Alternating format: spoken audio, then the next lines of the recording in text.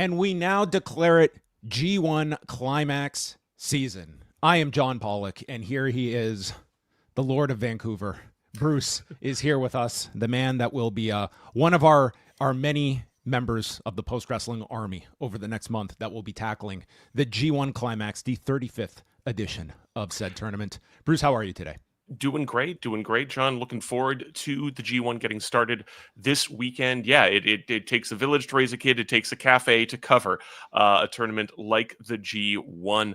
As we get into it, we were talking before we started about the fact that they're starting off pretty hot with, two 10-match cards this coming weekend. Looking forward to talking about those with Karen and I. And really, as I think we'll get into, talking about the tournament today, kind of seeing how some of the good and the bad in New Japan right now is reflected in the tournament this year.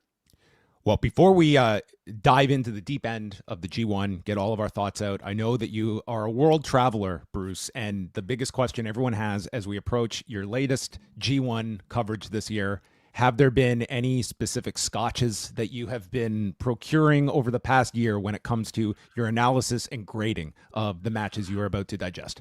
I don't know that any of the scotches that I brought back home with me back to Vancouver from Scotland over the past few months, I don't know if any of them are.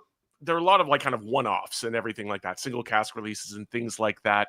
So I don't know that I can necessarily bump any of those into the usual star rating system that I use. I think I'll be sticking with the core five that I've held up until this point. Although, like I think I said to you and Wei when I came back there, that the fact that Port Ellen has been getting pretty damn snooty and snobby with how folks can even deign to come onto their premises, let alone take a look at or sample the malt in question. Kind of got my back up a little bit, but as of right now, I can't think of anything else that is widely enough available that I could put in the 5-star slot other than Port Ellen. Well, for our newer members of the Post Wrestling Cafe and such, if you have not experienced the full Post Wrestling G1 coverage, I would say our rating system is second to none. So you can look forward to that over the coming weeks. We'll get the housekeeping out of the way. Tonight at midnight is the deadline to join the Post Wrestling G1 contest where you can submit your picks. It's free to enter. It's a real fun contest where we keep up with the standings throughout the whole tournament. All of us will be entering our picks as well, so you can grade yourself against us as well. So you can put on Ghetto's hat for the next month and try and figure out where this whole G1 is going. So again, postwrestling.com/G1. And to follow along with all of the G1 podcasts, postwrestlingcafe.com. If you sign up today, it gets you 30 days access. You will get all of the G1 podcasts over the next month. And as well, we might be dropping the odd one on the free tier of the Post Wrestling Cafe. But if you want the full experience, $6 gets you in the door. Beginning with this Sunday show, Bruce and Karen will be reviewing 20 matches to kick off the G1 Saturday and Sunday in Hokkaido. So, Bruce, let's get into kind of just the overall vibe check of New Japan. This is always, the G1 is an excuse to look at sort of where is the health of this company going into the tournament. I don't think anyone is comparing this to the highs of some of the big G1s over the past decade, but in comparison to the last year or two, where is your sense of anticipation for this year's tournament? Well, on the one hand, I think the actual matches themselves in a vacuum and the roster that has been assembled this time is going to give folks who do maybe just check in for Wrestle Kingdom Dominion and then a smattering of G1 and whatnot, you are going to get, I think, a more representative indication of kind of where everybody lies in New Japan right now, for better or for worse with that. We spent this past weekend talking about a pretty quick turnaround in creative and general vibes as far as AEW is concerned. And on the flip side, I'd say that in a much shorter space of time, things have gotten a little bit rougher in New Japan. If you compare where we are at now in the middle of July to where we were at February with New Beginning, when I and Karen and a number of other people were pretty much as high on the promotion as we had been, maybe even since the pandemic started, really. The Goto title win was as feel good of a title change as you could have. You had Tsuji and Gabe Kidd slugging it out for the honor of the promotion to be effectively the next man up. Naito was settling into a safe tag title spot.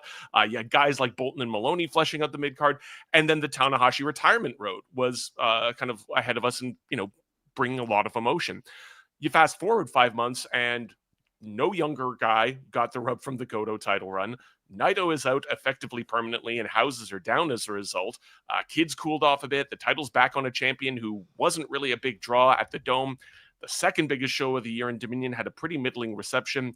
The ability of the Tanahashi matches to draw has stalled out. House of Torture has grown, and seemingly has, Hontai and War Dogs all tied with it. Another young tournament winner lost in a challenge of a champ who has nothing left to do in the junior division, and the lack of promotion of stars in the G1 of different stars in G1 hasn't necessarily drawn casual North American fans back in. So things have cooled off a fair bit in the past few months. That said, like I said off the top, on paper, this could be a real meat and potatoes G1, which sets the younger guys up who are making up, I would say, the real focus and what I think a lot of the attention is going to be paid on in this tournament well. Faith in Gato's booking is not great right now. You also have the fact that the last year's G1 ended with a challenge, with the tournament winner issuing a challenge for King of Pro Wrestling rather than at Wrestle Kingdom, which kind of throws the very traditional, well, we have our G1 winner. Maybe they defend the briefcase once or twice. Maybe there's one or two other perfunctory title challenges, but we have a pretty clear picture as to where we're going with the Dome. I don't know that we will necessarily have that, even if you have an absolutely well-booked tournament here, which again, I think all eyes are going to be on.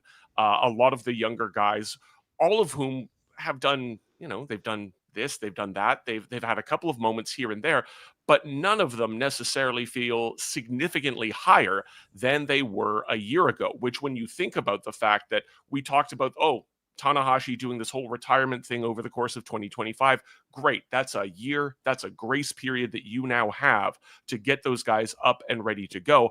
I don't know that I can say that any of those guys necessarily feel hotter than they did at this time last year. So they've got a lot of work to do, and it's possible. It's absolutely possible to do it. If we talk about, all of the different math and whatnot that Gato has to do in order to make the G1 work, it is absolutely possible. The door is wide open right now, I would say, for these guys, both in terms of their presentation and also in terms of their performances, to seem like that just undeniable next guy who needs to be being handed the baton on January 4th, so that on January 5th, in a post-Tanahashi world, they're as close to the top of the heap as you can be.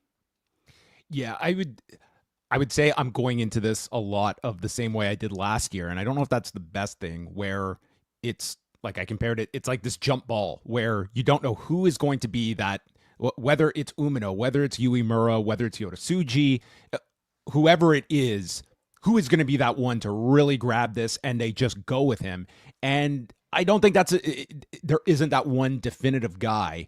And I think you can see in the history of Geto's booking, he's very much a long-term play type of booker. And sometimes like that can net you great results when the final story is told. The other side is what we've seen in Noah this year with an Ozawa, that this was not a 5-year project. This was not a 2-year project. This was the rocket is being put on this guy, and the audience is just desiring, like seeing a young superstar being developed in front of them. This guy rose to the occasion, and Noah's not knocking everybody dead, but they are certainly on a lot better footing through this bold booking decision. And I think New Japan needs some of that bold booking of just, hey, you've got the candidates. This is our guy. We're going full steam ahead. And I can't say that any of them have necessarily jumped out, and this is another year to kind of look at that if there's a more concentrated effort toward one of these guys, whether it be Uemura or Tsuji or a more out of left field pick. Yeah, and even if you do want to subscribe to the idea that, Aaron Wolf has been this project waiting in the wings for the last year or 2 years or however long this debut has been planned for, and even let's say in a short space of time, the training goes fantastically well, and you do have a really excellent in-ring performer ready to start mixing it up in 2026, he's got to have opponents, right? He's got to have people whose, programs of which are going to be something of substance, right? He needs to have somebody to work with there, presumably people with a bit more experience to guide him through the early phases of his career. So even if you are putting all of your eggs into the Aaron Wolf project, and again, it's been very, very interesting to watch the different presentation, almost the different handling of Wolf, almost being presented by like the front office as sort of this, multimedia or kind of transcendental sort of presence who the average, person in Japan is familiar with, and therefore, Gato, you're not going to spend 3 years having this guy wear black trunks and then sending him off to Rev Pro or whatever it happens to be. Even if there is like kind of a different handling of Wolf there, it does kind of put into sharp relief exactly the jump ball metaphor is a really good one sort of there about the fact that we haven't really gotten that sense. We haven't really gotten that real charge forward with any of those guys. I still think Tsuji is as close to the top of the heap as anybody is. Has he kind of fallen off a little bit over the last year, cooled a bit? Yeah, somewhat, but he's also come through in some really big spots and some big programs. I think Uemura has also stepped up in a short space of time after recouping from the injury. You're starting to see crowds really respond to the very, very natural, traditional babyface charisma that he has. They feel like the 1-2, I think, on most people's like depth chart. I would say for... we're certainly viewing this through a lot of the, like, what is the North American buzz going to be for the G1? I think in a post AEW world, like you have seen the G1, it has been slotted down on the priority list for people. I think that's going to be especially so this year. There's just such a content war at the moment to be a wrestling consumer in North America. If you're following WWE and AEW, that I'm curious to see what level New Japan is able to attract over the next month. Yeah. If people are just going to stop in, or if this is just 19 shows, it's pretty daunting. Like it's like you're either in or you're out. Like some people are just those, if I can't follow all of it, then I'm not going to follow any of it.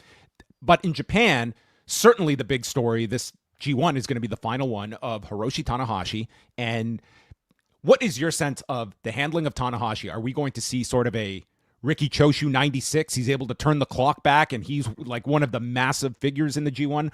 Or is this going to be closer to like a Yuji Nagata in 2017 where, he's the respectable elder having his last G1, but he's probably not going to be a player come the final 3 nights?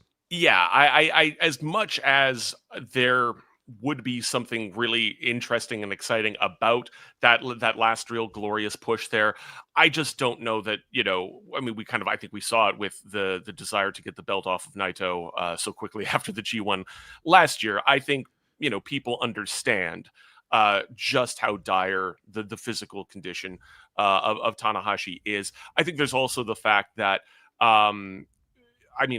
some people were sort of like, could you have him win and could you have him be, retire, with the title challenge at the Dome? I think he's already drawing what he's drawing at the Dome doing that, and that you don't need to have the title match involved in that. I think something closer to the Nagata run is quite probable. Chris Samsa of Sport of Pro Wrestling made the great point, which is that Tanahashi is currently sitting at 96 career G1 wins. So the road to just get to 3 and finish with 100, that seems like a manageable goal. That seems four like wins. Then the man should have 4 wins in this. Yeah. So and his last match will be against Evil. So having him kind of in a very traditional sort of way, knock Evil out on the last night. I think that sort of makes sense.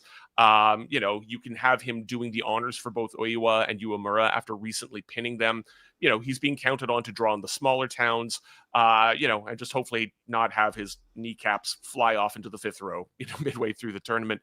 So those would be the 3 matches there, the Evil, the Uemura, and the Oiwa ones I kind of have circled for his important ones. But yeah, I would expect him to pick up, 3 those 4 wins and get to 100 there.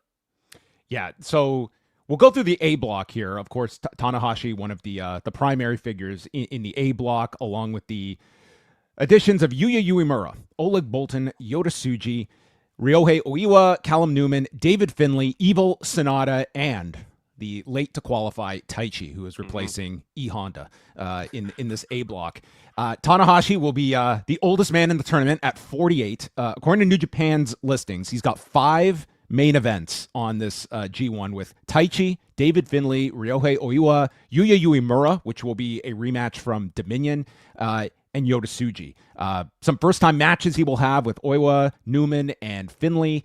And, you know, he's coming off last year. He did 6 points. And I guess the question will be just how much of a player he is in this. I tend to lean towards you. I would certainly not want him to be kind of out of the running like midway through, because I think it's a story that can at least get you through to the latter stages. But a lot is being asked of Tanahashi to do 9 matches. Like, you can have your, you know, this guy should pick his spots. And the fact that they're putting him in 5 main events, that sounds ambitious right there. I would think it's almost a lock that Uemura gets a big win over Tanahashi, and you want his losses to be significant rather than just a wave of losses and they don't have a full meaning to them. But the 100 storyline I wasn't aware of, and that is something that is, you know, kind of when we talk about what are the participation trophies in the G1, they find these little stories, and that's a good one for Tanahashi. Yeah, I very much agree.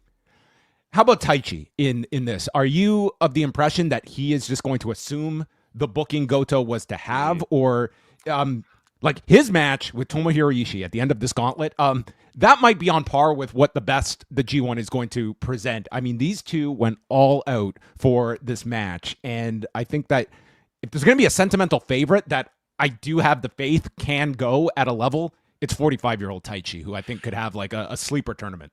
Yeah, no, I don't know that they'll necessarily just be able to copy and paste every single one of the Goto wins and losses. I'm sure, you know, Gato had to do some last minute, you know, little scribbling on the back of the napkin there. And I will say that, you know, as much as myself, Karen, and a lot of other folks have been kind of critical of, you know, Gato just effectively losing his fastball as a booker. He's been doing it for what, 15, 16, 17 years, at least I think about 10 years just by himself after Jado stepped down.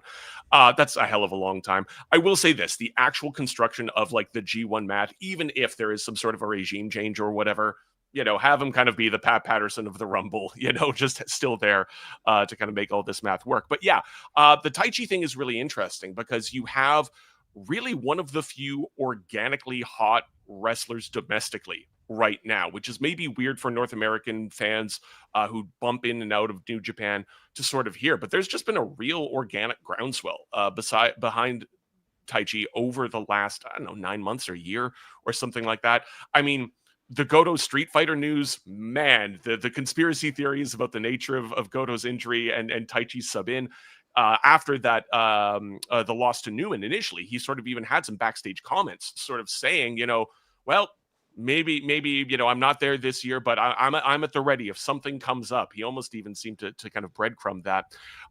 His hometown match in Hokkaido on night 1 has him in one of those main events against Tanahashi. And then he also has an important match, I would say, in his, you know, nominal 4/5 guys stablemate in Uemura the next night in Hokkaido. We also will have him going out for revenge against Sanada after the defection from Just 4 Guys there as well. I think you're going to see, kind of like Tanahashi, there is going to be a real sort of sentimental attachment to Taichi as this last minute underdog.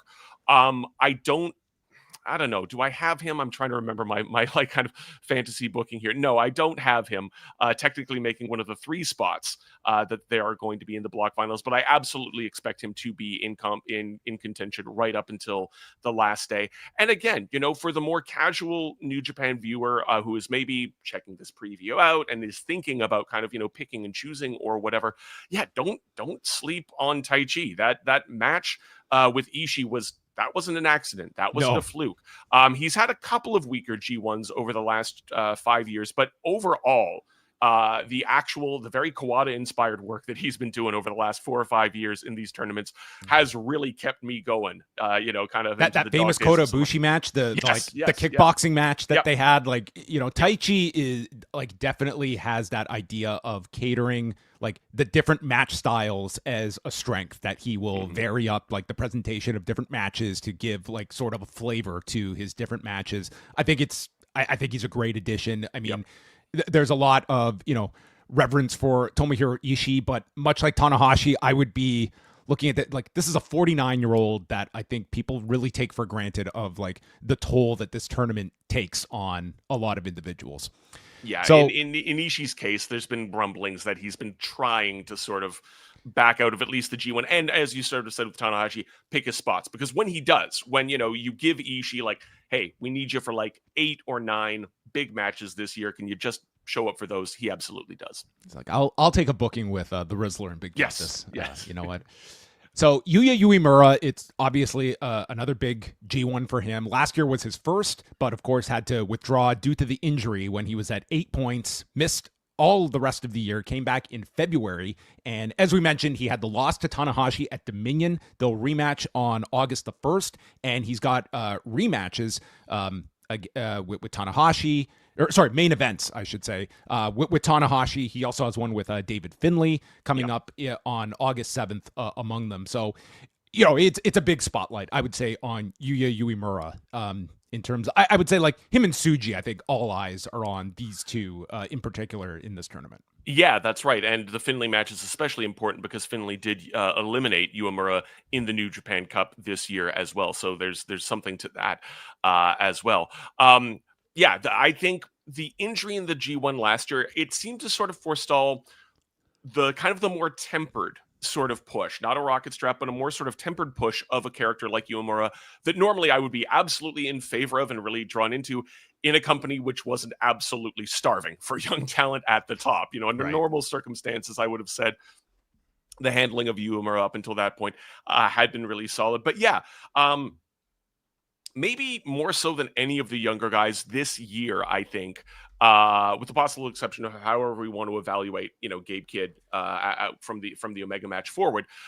Crowds are really getting behind Uemura, responding to the type of work, responding to the very straightforward babyface presentation that he has. I don't necessarily have him winning the block in the way I have it laid up, but I think he's definitely in the playoffs, absolutely.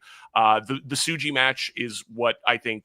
I mean, fine. There's the Tanahashi match where obviously I think we sort of expect Tanahashi, to make him look like $1 million. That very fluky roll up win that Tanahashi had over him at Dominion is something that has to be paid back again. Probably out for blood with Finlay, and then really it's going to be that Tsuji match that from day one. At Wrestle Kingdom, I believe it was that their first kind of post graduation match. I failed to mention they're headlining July 22nd, which I mean could be the biggest match of the tournament for both of them. I think it's very very notable that they're headlining that show in Sendai. That's a real big one. Yeah. That's a match kind of that I would put on par with the Gabe Kidd Tsuji match at New Beginning in terms of just these are guys trying to present themselves as the face and future of this company and representing it in their own way. I should rewind. I wanted to do this at the start. We should just go over the format because it usually changes every year of what they did. I think they have solidified back to the 2-block system after trying the 4 blocks 2 years ago. But we have 2 blocks, 10 participants each. And so the wrinkle on this year is that the first place finishers in each block get buys to the semifinals, and then number 2 faces number 3 in opposite blocks in the quarters. They advance to the semis, and then they create the final with the last 2 nights at the Ariake Arena in Tokyo.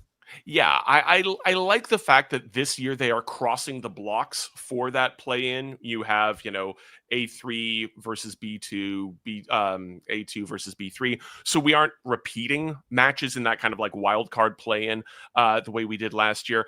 But the part of me that does kind of enjoy a more broadly spread block field with maybe only 2 or 3 guys in competition per block down the stretch, I'm not that nuts about, keeping everybody save your absolute just, balancing pin eaters technically alive until the last day or two, especially when you know that, your Naritas, your Yoshihashis have no shot.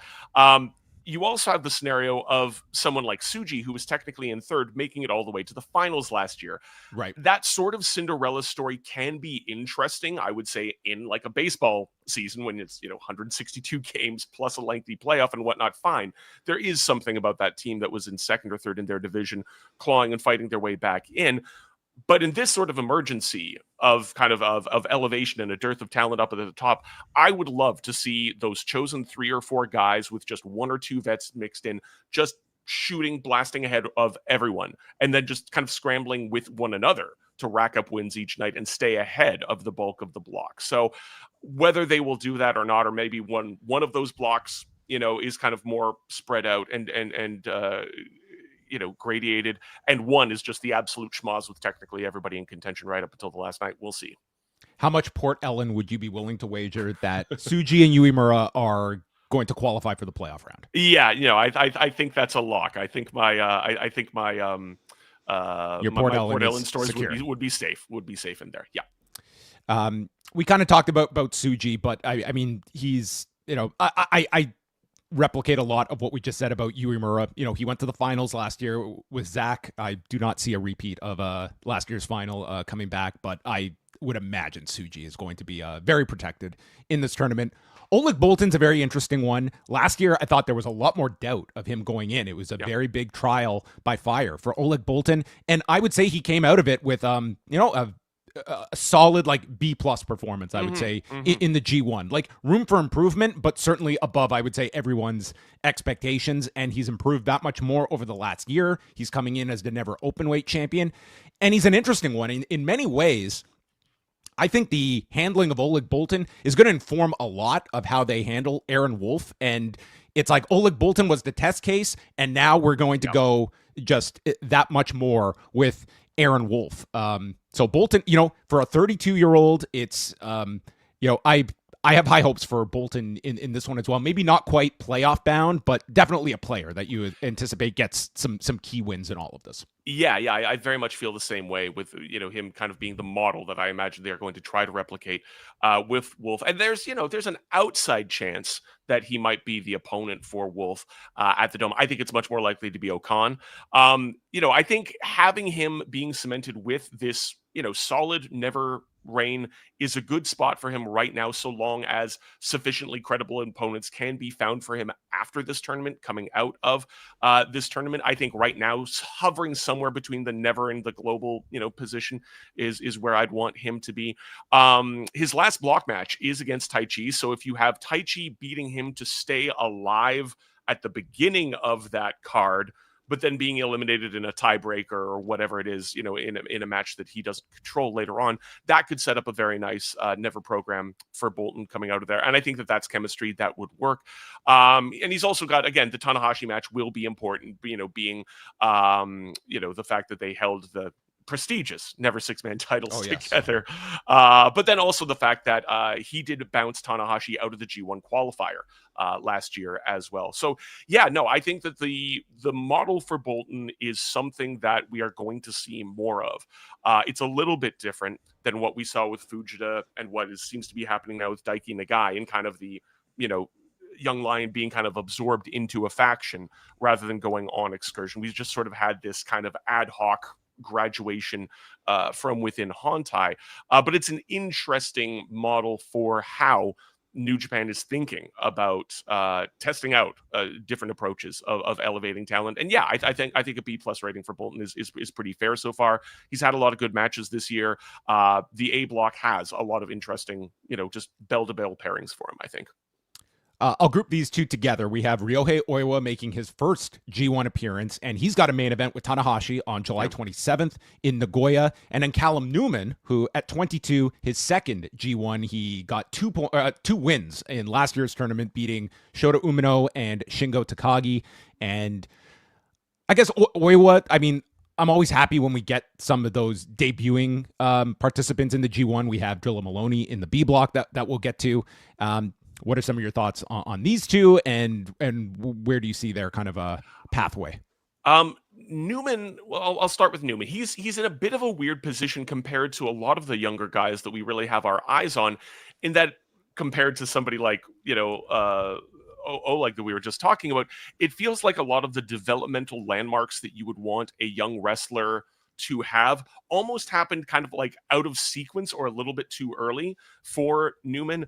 Never mind the fact that, you have the very difficult position of a departing Will Ospreay, you know, basically saying he's the next me. Take care of him on the way out, which, I mean, big shoes to fill. Have you ever seen the movie Beer Fest? I have not. Oh. I'm aware of the existence of it, but It's a classic movie where they kill off this very lovable character, Landfill, and then later in the movie, he's such a popular character. It turns out when they go to the funeral, he's got an exact twin brother that endears himself to the friends, and he's like, guys, would you mind calling me Landfill? So they replace the character with the exact same character. Snowball 2 and The Simpsons, same principle there. Okay, yeah, there you have it. The cat just subs in for the first cat. That's the analysis you get here from Bruce Lord and John Pollock. He had, his first G1 was when he was still very, very new to Japan, to New Japan. The tag title reign that seemingly fell into his lap, and certainly the Goto title challenge, which really fell into his lap after the Cobb business. I think Newman will end up with a couple of more wins than the two he got last year, but not too much more. I don't know that there are any super important matches for him in the here and now. The first timers with Uemura, Oleg, Oiwa, and Tsuji, he's got Tsuji on the last night. You want to look at those in terms of the chemistry and presentation that he has rather than immediate story or program builders. I'd be looking for those as just sort of, what can we do with these two guys together? He's in a position, and we saw this with the Goto match and a few of his other recent matches, where he is having to sort of adjust the super speedy, jacked up light heavyweight style that he kind of cut his teeth on, and find different paces, no pun intended, with him. So seeing how he is able to do that with those guys is really what I'm going to be looking for with Newman, more than the actual like win-loss record or whatever it might be. In terms of Oiwa, we're looking at somebody who, I don't know about you, we were talking about Noah a minute ago. Oiwa felt so much more electric in that run that he had in Noah. There have been glimpses of greatness in some of his matches since then. The Zach and Takeshita matches this year were a cut above, but that's not difficult to have a great match with those guys. I don't know if it's a question of intensity or just the connective tissue between moments. There's just been something a little bit lacking with Oiwa this year. There are so many components in this guy that I love. The look, the colors. I'm all for the hair, by the way. I love the kind of the layered mullet with the two color. I love it. The moveset, the grip, the doctor bomb. If like WH Park, you're the sort of person who thinks that 90s All Japan is just the pinnacle of wrestling, this is a guy who's very clearly indebted to that history, but it just hasn't quite gelled yet. I think given his junior status compared to Tsuji and Uemura, he'll have a middling record, but I'm looking for him to just really pour it on in terms of bell to bell. I just want this guy going all out here and kind of reminding us of that guy that we saw just lighting it up on Noah on Excursion. So in that sense, and kind of what I have flagged for him, it's kind of all of the matches that are just like the pressure's on him. But certainly the first time match with Uemura in a Korakuen semi-main at Oda City, and then he has a first-time match with Tsuji at Oda City as well. So those are the two ones where I'm looking for real stellar performances from him, hopefully. Yeah, like, to me, the jury's still out on Oiwa. If you're asking me, gun to my head, does he get slotted in the kind of Tsuji, Uemura optimistic bin versus the Narita I've written off bin? It's more towards the former, but it's part of the intrigue of a tournament like this. Yeah. If he comes out and has several big performances, it's going to accentuate that optimism, but it's also easy to sort of get lost in the shuffle if you don't have any standout performances as well. With Callum Newman, like, sometimes it is the booking of a quantitative finish in terms of points. Others, it's the qualitative wins, where maybe it's not a ton of wins, but he gets that one or two real significant ones that are, it is your participation trophy you get coming out of this, that Newman gets a big win over a Tanahashi or something like that. That's ultimately their big achievement in the G1. That's kind of where I see Newman in this one. David Finlay, this will be his fourth G1, won the B block last year, losing to Tsuji in the semifinals. They will have a rematch on August the 7th. Finlay is always going to be a very well-protected performer. Him going to the playoffs, I think, is very conceivable. Where are we with David Finlay, Bruce? He's had a really, really interesting kind of, last 12 months. Excuse me. On the one hand, he's been this integral part of a huge number of New Japan programs and storylines, whether it's the Goto matches, and making, Goto's son, the number one prospect of 2035, feuding with Tsuji over the global belt, or this just interminable, House of Torture War Dog stuff, which doesn't ever seem over, but, whatever. But at the same time, he's sat out on a number of tours over the last, 12 months or so. So the general kind of slow creeping towards the baby facing, or at least the tweener status of the War Dogs that we've seen hasn't really applied to Finlay. So it's a bit strange. Like I've said on shows with Karen, like he's kind of the closest thing the company has to a non-House of Torture heel in the company right now. I think he gets to the playoffs. I don't think he goes to the final, but as he's done in the past, he's going to do his damnedest to great matches out of the younger guys.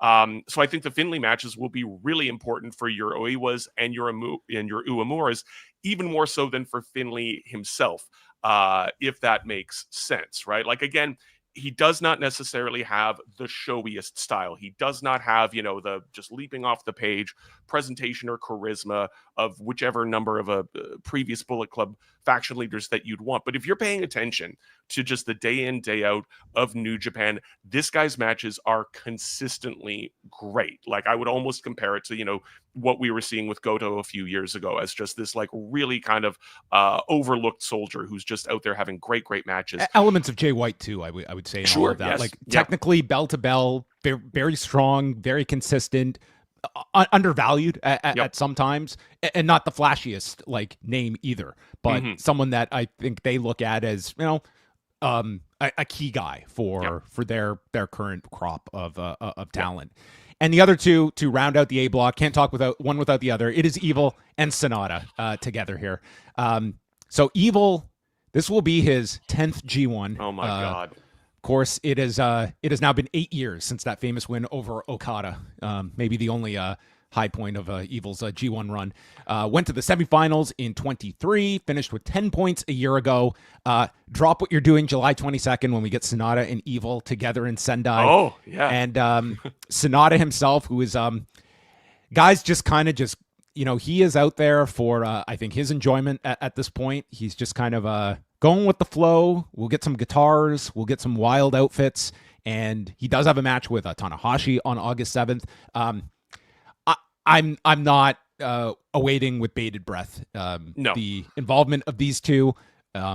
We will see if there is some wild presentation of either, but I mean I'm past the point of looking at Sanada as part of the company's like championship picture. I think he's a middle card performer, and Evil's Evil. Like he has his proponents and roles on these cards, but at 38, I'm not building things around Evil either.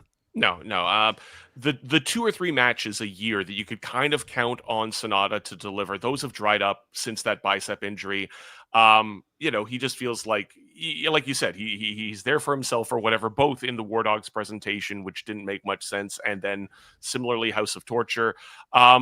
It's messed up to say, but he's basically, for somebody who was like a world champ a year and a half ago, he's basically in the Yujiro role in this block, which is a horrific thing to say, right? That's probably the most damning assignment you can give to a performer at this point. Tell me the when I'm telling Yujiro lies of anything here, is not a compliment. Yeah, no, but this is what we get. We get Yujiro with the Mario boots and the Jeff Jarrett chair shots. Evil, here to be a spoiler for a couple of baby faces, and then to give everybody a feel good moment with Tanahashi knocking him out on the last night, I would say. and gives me my excuse to rant and rave about the lack of DQs in a tournament that DQs are a huge part of the whole points assignment. So we have that. We're going to get into the B block. I don't want to get ahead of ourselves. I'm way more intrigued by the B block than the A block. Like, it's, yes, you have Tsuji, you have Uemura, you have Bolton. I'm not saying the A block is dire, and it's got Tanahashi, which may end up being like the biggest story of the whole G1. So it's not like it's the desert here seeking a drink of water. I just find that I think we're going to have a lot more dynamic matches and stories in the B block, but we will see. Where's your overall attitude towards the A block? Well, I think like the A block, I feel is going to be a little bit more like, just in terms of my own personal bell to bell preferences, I'm probably going to enjoy the matches a little bit more in A, but there's definitely the case for like weirder chemistry and more intriguing and curious matchups happening in the B block. I don't have my list of all the first timers up in front of me right now, but yeah, there's a bunch of just really weird styles clashes in the B block that you don't necessarily get in the A block, which is a little bit made more of kind of your I'm being a little too harsh on the A block. Like there is elements to be had in this A block that I think will turn out. But like, I'm just looking at this B block. It's like, you have 9 Takeshita matches, for instance. You've got Shingo in this one.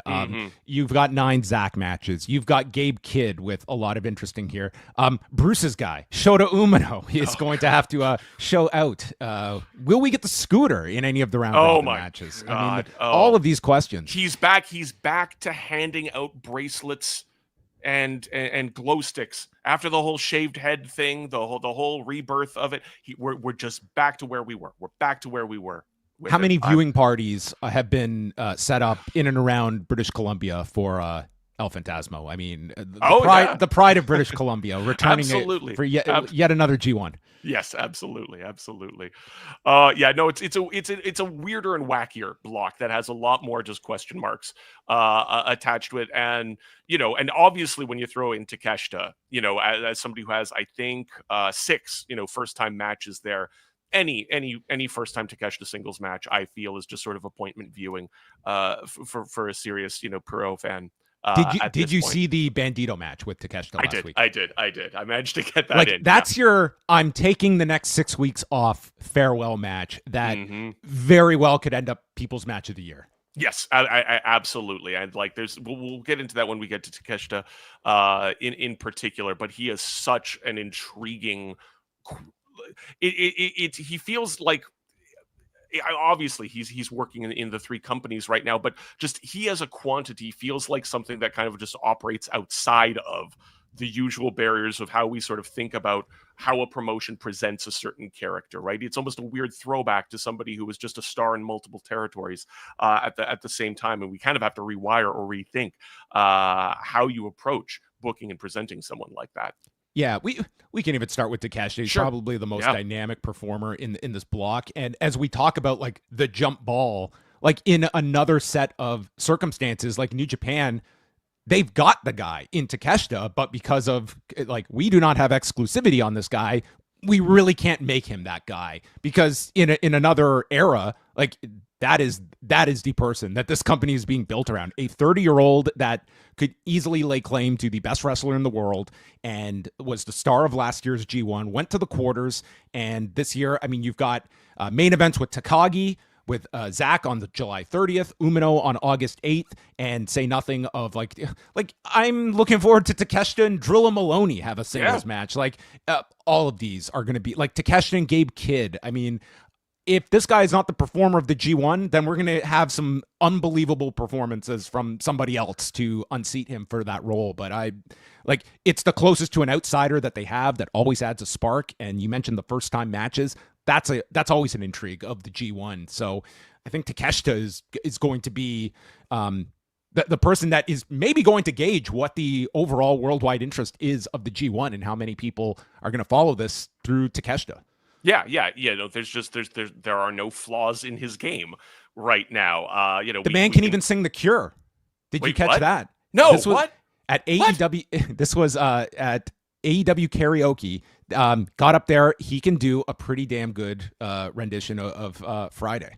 Oh my God. Okay. But This is your homework as soon as we're done recording Jesus, this. You will find this online. One of my 2 or 3 favorite wrestlers right now is singing my favorite band of all time. Yeah, okay, I gotta search that out. Okay, there we go. Yeah, yeah, no flaws. Clearly his musical choices, or his preference in in American cinnamon-based confectionery. He works as a heel. He works as a babyface. The offense is as explosive, for lack of a better word, as kind of peak Omega. The Bandito match that you just brought up, like, he can craft a competitive loss with any type of opponent, and he's just over as hell. Both in North America and in Japan itself. Because there is no limit, I don't think, to what you can do to him as a challenger or a champion in New Japan as well as AEW. And then you have all of these fresh matches here. This is, I don't know. I'm hearing buzz. I'm hearing rumors. I'm hearing, kind of mutterings and whatnot. Given that we have this precedent set by Zach last year with the KOPW thing, I am actually, this is going to be a little bit controversial, I actually have Takeshita as my pick to go to the finals, and technically I am going to have him going over Tsuji as the overall tournament winner. And I get it, like, there's the outsider thing, there's the question of that, but I think having Takeshita as an established quality already there to sort of test and sharpen the likes of a Tsuji, who I think will ultimately sort of come out of this kind of on top and whatnot. If we're kind of like really mapping things out here and galaxy braining everything, I just don't see Zach main eventing the Dome for a second year in a row. I see a title change happening before then, and I'm wondering if we are maybe going to be seeing Tsuji Takeshita as nominally the main event, or at least the title match, with obviously whatever they're doing with Tanahashi going ahead of that. And you would see Zach maybe losing the belt at like King of Pro Wrestling at KOPW or something along those lines. Yes, after losing to Takeshita. I don't think that's a wild forecast at all. Like, there's nothing preventing it. It's just their own. Like, you can put a title or just put Takeshita into a big match. It comes with some limitations, but it's not like he's with a foreign promotion. It is one of your partners that, in theory, you would be able to work out dates, and it's like he's not going to be on every date on every tour, but doesn't necessarily need to be either. And like, he is that guy. He checks off every box other than we don't have exclusivity on him. And I don't think that's disqualifying in modern day New Japan booking when it comes to the reality of things. They don't have that luxury. And if you're looking at the landscape, Takeshita's probably going to be a template for a number of performers that, like, the Okada signing, I said at the time, this is going to be a seismic move because it really does open the door that a lot of these Japanese performers that in another generation would be loyalists till their retirement, that's not always going to be the case. And when they see, becoming a big star in the US, that's going to be enticing to a lot of people. And you have to look at, hey, we can put all this stock in a David Finlay or an Oleg Bolton. There's always that fear that, these foreigners might go elsewhere, but it's also the nativists as well, that a Umino or anybody could also look at that. And if you have, I don't know the details of how, when, or under what circumstances the whole multi promotion contract situation was sussed out. But if you have Takeshita kind of writing his own ticket there, or kind of setting up his own schedule, here's what I want to do, here's what I don't want to do, here's what I can do for this company, here's what I can't do for that other company. If you have that all out front and you have that kind of set up and established as a rhythm, as a schedule that works for him, you're kind of getting ahead of yourself, and you're kind of like preventing that big surprise of just like, nope, AJ Styles and Nakamura walking out on January 5th or whatever it is, right? There isn't that big looming, when is the axe going to fall and when is he going to go to North America, if you already know to what degree he's going to be in North America. Gabe Kidd, he finished, this will be his third G1. He finished with 8 points last year, coming into this as the IWGP Global Heavyweight Champion. Maybe people's recipient of the match of the first 6 months of 2025, because that would not include Bandito and Takeshita that happened. It's still mine. Even with everything that's happened over this past weekend, Kid Omega is still my match of the year thus far. Yep. I mean, again, when we're talking about like your next, like if I'm just balancing like who is my star of the future, I mean Kid checks off all the boxes, and I'm not going to repeat myself, but what we just talked about, Kid is a perfect example of somebody that could very much be one of those dual contract type of performers with his further integration into AEW. But I expect a huge tournament for Gabe Kid, and I would say going into the playoffs he would be on my short list. Yeah, definitely. I absolutely have him into the playoffs. Like I alluded to off the top, he's cooled off a little bit domestically in Japan from since February for a variety of reasons. It's really tough to say to what degree the AEW thing has actually been a factor. I do think that kind of just wasting time with House of Torture is as much of a factor as whatever perceived, downturn the AEW involvement has had. As Karen and I have said, there's just no elevation to be had in feuding with House of Torture, and whatever he's been doing in terms of, we're fighting over the rights to call ourselves Bullet Club, like that just pales in comparison to the real like iron sharpens iron feud you have with Tsuji, rooted in this grudging respect that they both show for each other and this desire, to show out for Shin Nihon and bleed cerulean blue. Even though he's cooled off a little bit since February, we're still looking at somebody who is just capable of whipping crowds up at a moment's notice, like we saw at the Dome.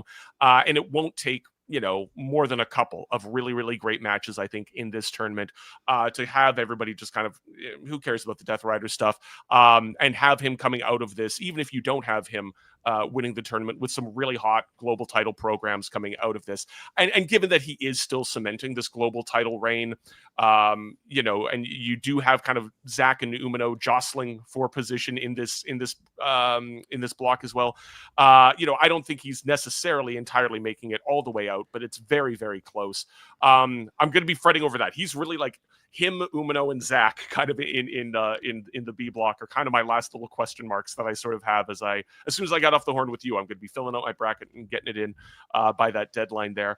I think, if you kind of pay attention to some of the back, the back channel scuttlebutt and whatnot, the very real heat that we saw between him and Shota Umino last year, really everybody's going to be looking for receipts and potatoes in that match. I think you could have Shingo beat him in a rematch of the awesome tournament match that they had last year to set up a challenge for the global belt. That's a match I'd absolutely love to see at KOPW or wherever it might be. The Zach match should be great. He and Zach had wonderful chemistry last year. This is the main event of night 2 on Sunday. Yeah. So that will be your 20th match of the weekend. Okay. That's a good note to finish off. That's a really good note to finish off. I think good shot Kid beats him. Like that's one of those like it's typical like opening weekend they do like a couple big upsets to set the tone, and that would be I think that would be one that I would feel pretty confident happens. And then kind of a real, not quite I wouldn't go so far as to call it a dream match, but Gabe Kid versus Takeshita for the first time. That's very exciting. Yeah. Oh, yeah. So that's night one. Yeah, Kid's got a big weekend. Takeshita and Zach on back-to-back nights in Hokkaido. So that's it's a very stacked up first 2 nights when you look at this. We'll go over the first 2 nights at the end of this and the match lineups. Let's get to the main event for Bruce Lord's purposes. Shota Umino, the 28-year-old, competing in his 3rd G1, finished with 8 points last year, but of course famously made his way to Wrestle Kingdom 19 on the Shota scooter, making his way out, and after a marathon match, losing to Zack Sabre Jr. I was not as down on the match as others, but here we are. This man was, and what is your prognostication here? Because I do not want to make the determination factor here, because this guy is one joining House of Torture move away from being, which is not the craziest idea I could see with this Shota character. Where are we on the Shota Umino Express? To paraphrase, I think we should leave. We just got to figure out what Shota's deal is. And he doesn't know what that deal is. The company doesn't know what that deal is. I won't necessarily relitigate everything I said about the motorbike or what I was just, again, kind of going back to kissing babies and handing out glow sticks. He's in this very kind of water treading tag team with LP right now. I will say he's had a couple of good matches this year with Finley and Shingo, where I would say in both of those cases, credit where credit is due, he's actually shown up for those rather than just being carried. The Finley one in particular was maybe the actual best singles performance I've ever seen out of him. But at this point, there's no way that you can count on that on a nightly basis on something as long and grueling as the G1. And at the end of the day, we are looking at somebody who still feels, I think, to a huge portion of the fan base in North America as well as in Japan, like an entitled Nepo baby, but who keeps being booked as though he is this determined, plucky underdog, never gives up babyface. And those two things are just so discordant with one another. I think he makes it to the playoffs, but gets knocked out very, very quickly in the play-in match. He's got a rematch with Shingo. Shingo just brutalized him at Dontaku earlier this year in a match I perversely enjoyed for a couple of reasons. Of course he did, Bruce. Like I said, we're all going to be watching the Gabe Kidd match under a microscope, and I will have a morbid fascination in seeing what he and Zach do when they rewind this year's Wrestle Kingdom main event on night 4 in Nagaoka. I think we are going to have him just still being presented in this middling, treading water sort of way. I don't think the company knows that they cannot absolutely boost him the way they did for that absolute disaster earlier this year, and the response to the crowds that the crowds had from the moment that was foreshadowed. I also don't think they're willing quite yet to cut bait and just say, fine, House of Torture, or him reformulating or reworking House of Torture or something like that, or having a new heel stable. Even that, I'd be okay with. I don't think the company is quite at that point with him yet, but we're not too far off from that at this point. Shingo Takagi is entering his 7th G1. He went to the quarterfinals last year, beating Great-O-Khan and then losing in the semis to eventual winner, Zack Sabre Jr. Is Takagi still a player going in late? Is Shingo becoming sort of like the Tomohiro Ishii role? Like he's there to have your big matches, keep up the prestige of the G1, but he's not going to be in our plans in terms of being a big player throughout the tournament. I think I'd have him a little bit higher than the Ishii role. I mean, obviously, in terms of match quality, yes, he's absolutely going to bring that. I do have him a little bit stronger than the traditional Ishii presentation, if only because I think there is still real value, in him. I think they've had juice in this guy since the pandemic, where they went all the way with him and just have not pulled the trigger since. And I think there's been opportunity lost with Shingo over these last couple of years. There has been, and this is why I've been really keeping a close eye on everything post Naito departure. There have been rumblings. There were rumblings of a heel turn or some sort of a new heel faction. We have the ambiguity of what the unaffiliates or the unaffiliated are going to gel into, and whether or not that lineup is going to stay as it is. There's been rumblings of more Dragon Gate business happening either in Japan or him jumping back for a few guests to moonlight a little bit there after that Shun Skywalker appearance. How far are we away from Naito doing a GCW shot this year? Oh, that would not surprise me. I think we're almost there. House of Glory. You're gonna. I think you're gonna see that very, very oddball. We might get our spring break showdown with Joey Janela next year. Oh, yeah, the match we've all wanted to see. There we go. Yeah. He has to deal with a completely broken down Ibushi, and then Janela's the guy to do that though. Janela, that is his specialty. Okay, he will work around anyone's shortcomings. Sabu, Ibushi, and now Naito. Oh my god. But yeah, there's still obviously a lot that can be done with Shingo as a gatekeeper and as a foil.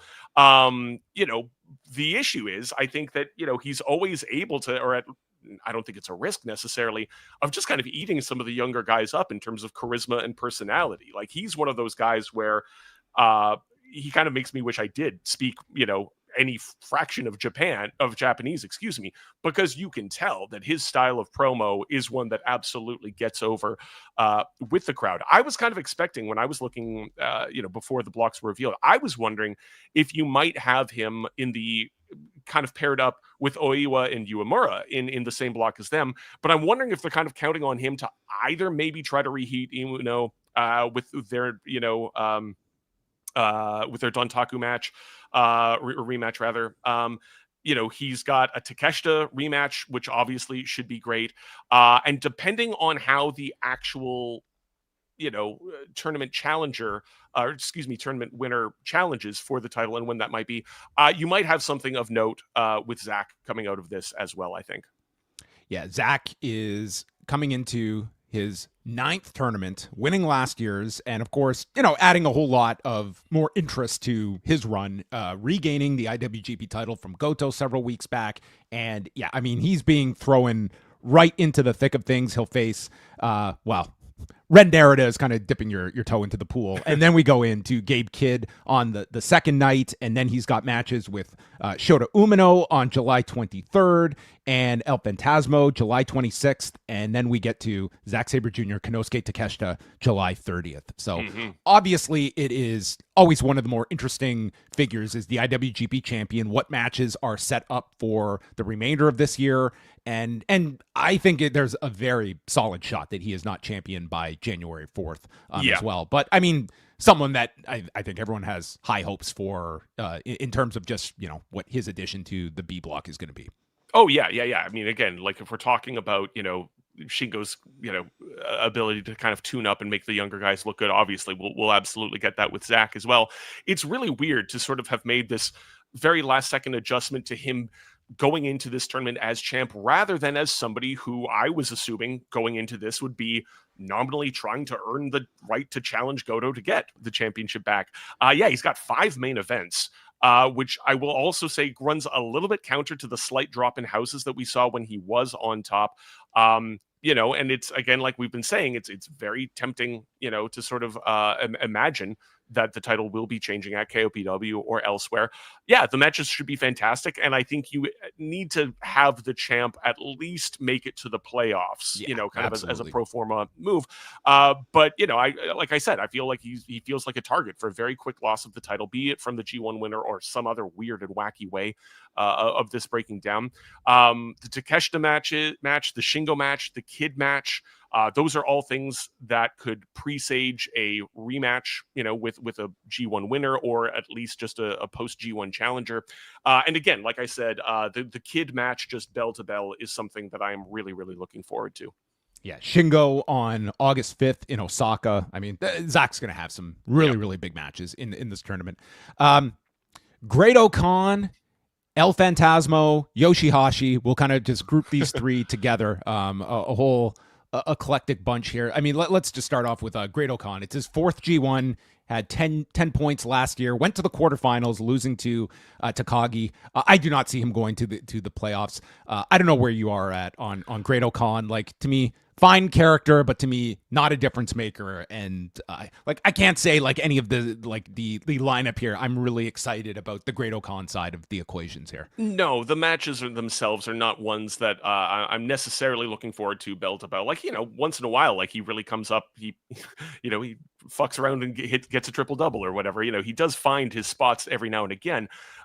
He's kind of slotted into this very weird utility player role where people who are either being elevated or dropped down the card beat him or lose to him to signal that sort of transition. Like I said, I think he's the most likely opponent with the judo background for Wolf at Wrestle Kingdom, so I don't expect him to be much of a factor here at all.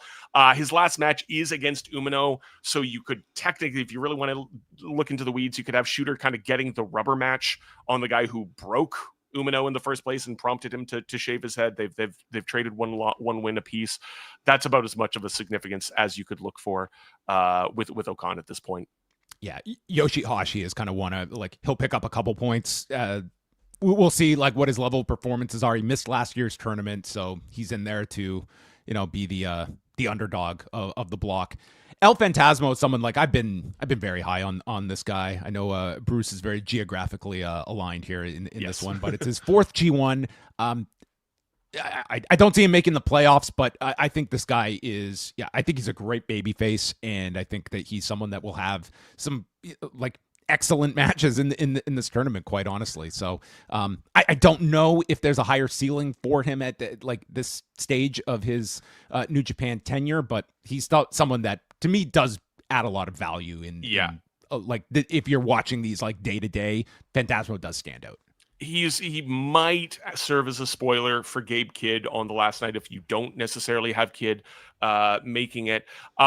It's interesting that like I see a lot of kind of like, you know, kind of bile being thrown LP's way from like North or Western New Japan fans, I think, because he brings this very kind of North American indie style to New Japan, which is not what they're necessarily looking for. But those are the things that have absolutely endeared him, I think, to the Japanese crowd. The tag team with Umino is weird because it's like LP is good at the things they seem to want Umino to be good at in terms of the crowd work and everything. Anyway, he's there to eat pins. You know, you could have maybe Maloney or Yoshihashi coming out with a TV title challenge. That's about as much as I could say for LP. Yeah, he'll face Umino and Takeshita opening weekend and faces Zach July 26th. And then rounding out... Which is also, I mean, the Takeshita match is also one to really watch because I think that was kind of the consensus favorite for match, or one of the consensus favorites for match of the year of the tournament last year. We'll end off with Ren Narita. He's in his third G1. He finished with 10 points last year. I don't know. With Ren Narita, I mean, he is he holding on by a thread at this point, or has that thread been severed, Bruce? No, yeah, it's rinse repeat, same as last year, same as every House of Torture tournament entrant. His last match is against Takeshita, who is as much of a lock for the playoffs, if not the top spot, as anyone. So I don't even see him playing spoiler at the end. He's there to hand dirty losses to contenders to make the math work. That, you know, those it's the bad luck Fale spot. You know, LP and Kidd found ways of getting about as good of a decent singles match as you can get with him out of the last year. I can't call those important, but my level of apathy will be maybe a little bit reduced. We do also still have Drilla to talk about as well. And that's who I was going to end off with. G1 debut. I'm really looking forward to him. This is going to be the biggest month of his career coming up, and he has the opportunity to show out. He has made, I think, like a pretty good transition to heavyweight this year. They put him in a lot of key positions, but none bigger than this. Like, he's going to have a lot of first-time singles matches here, and this is, again, the qualitative win that is going to be, you know, maybe he only gets 1 or 2 wins in this, but it should be like, maybe he is going to be like the junior heavyweight that has the long road transitioning, eats a bunch of losses, but then you get the big sentimental victory at some point. But it's more so going to be the performances that are graded from Drilla Maloney rather than how much he's booked to go over anyone. Yeah, and he's been giving just real no-nonsense, mid-card, heavy-hitting for the past year, and I have really, really enjoyed that presentation, and I'm looking for that to continue. Basically, he's kind of, I think, fulfilling the sort of role that, you know, New Japan really wants Hanare to be filling in, were it not for all of the injuries that poor guy's been snaked by. Terrible luck. Yeah. You know, so I think Maloney will get 3 or 4 wins and will just be really entertaining and kind of keep people engaged, you know, the whole way down the line. They've really protected that finisher. Like, they've made the Drilla Killa feel like it's like one of the more protected finishers in G1 or in New Japan. How good was that that qualifying match, you know, with Ishii, where he just had to hit it on him twice just to make sure, you know, the man has no neck. So even though it's the most protected one, he gets a second one as a courtesy. Yeah, he took 2 inches off of Tomohiro Ishii. He and Shingo had a really good match in New Japan Cup, so the rematch should be good. And then you factor that match is on the last night, and he could be bouncing Shingo from contention. Him and Kidd, like, that should be a lot of fun. I mean, him and Takeshita, like, he could really have some standout performances. So I am very excited to see Drilla Maloney in this one. If you're watching the G1 for just actual bell-to-bell, you know, match quality, WH and I think for the entirety of our friendship, we have always discussed the junior heavyweight plight of this G1. If it is the year that they ever dangle a Hiromu into the mix, a Desperado, where are you on that front? Would that have added some spice to this G1, or do you think that it is, you know, you prefer just the separate tiers? I would in the case of those two guys, I would absolutely love to see that happen because it would indicate that there's actually some movement within the junior division as well. I mean, Hiromu just feels completely just spent in terms of not even in terms of the matches, but just in terms of like the real diminishment of fan interest in that guy. I mean, they still get up for him and everything, but he just does not feel like that really special, unique performer that he was a few years ago, just because he's run every program that it's possible to run so many times. Desperado is, in addition to Taichi, like maybe the most organically over guy in this company right now. And he's your junior champ that you just had defeat the up-and-comer in Fujita. And I have to presume that that's only happening because you're going to spin him off into a singles program with a House of Torture-pilled Doki, which is just, it's a waste of Doki. It's a waste of, the way that people get into Desperado. Yeah, I mean, I would have loved if on Dominion when we were running down the blocks, we saw Desperado's face flash up there.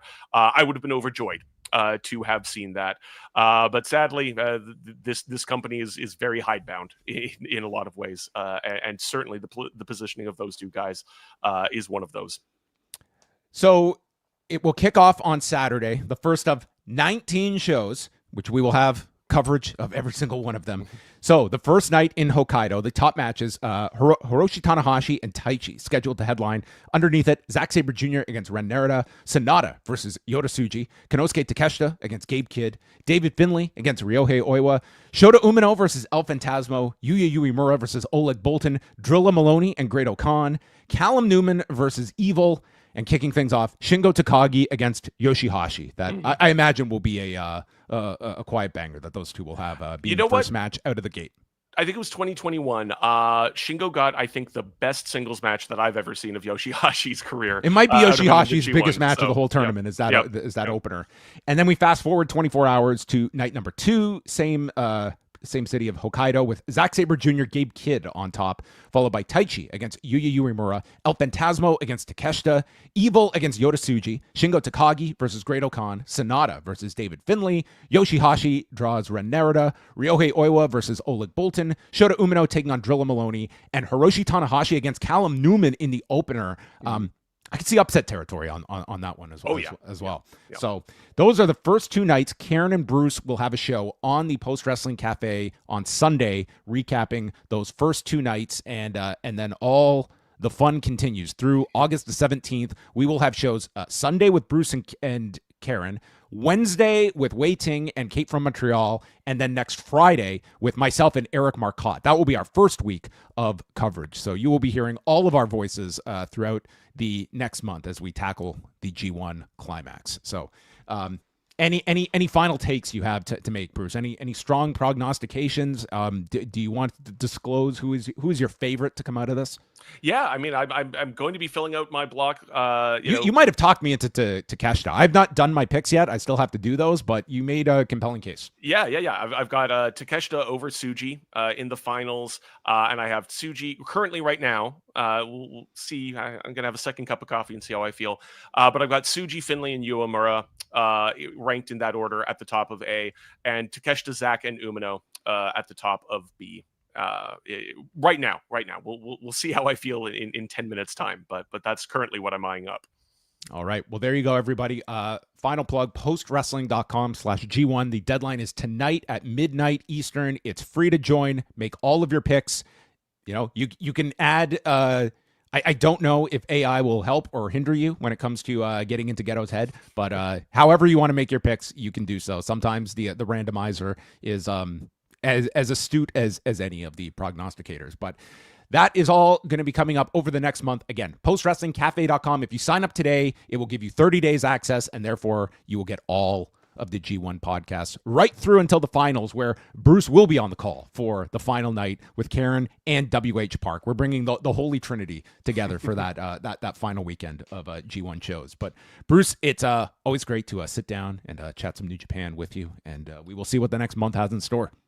Absolutely. I know I've said this to you before, both on and off the record, but really, your coverage of the G1 many, many years ago was one of the things that both really got me into, following your work, but then also New Japan as well. So it's really, really a privilege and an honor to be part of everything that's happening here at Post over the next month or so as we get into the G1. Still, the best bell-to-bell wrestling tournament that we have on God's green.